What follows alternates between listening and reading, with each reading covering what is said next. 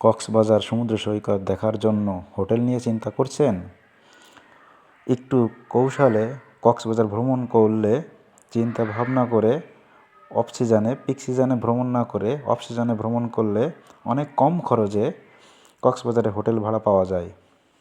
শুধু তাই নয়, ভালো মানের হোটেল, যেখানে যে হোটেল থেকে বসে সমুদ্র সৈকত ভালোভাবে পর্যবেক্ষণ করা যায় সেরকম হোটেলই পাওয়া যায়।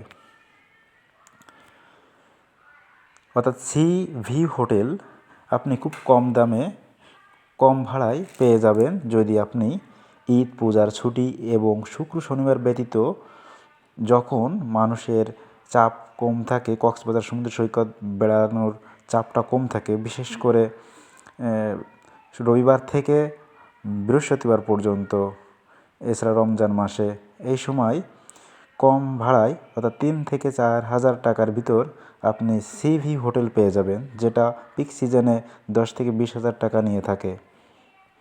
এছাড়া নন সি ভিউ হোটেল যেগুলো আছে সেগুলো আপনি পিক সিজনে 3-4 হাজার টাকা, 5 হাজার টাকা হয়ে থাকে, সেখানে 500 থেকে 1000 টাকায় আপনি AC non C view hotel পেয়ে যাবেন।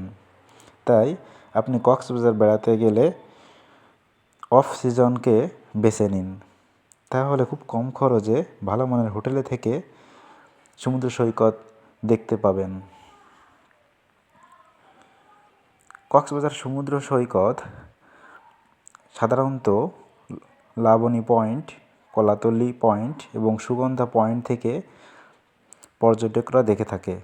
কলাতলি পয়েন্ট, সুগন্ধা পয়েন্টে ভালো মানের হোটেল রয়েছে এবং খুব সুগন্ধা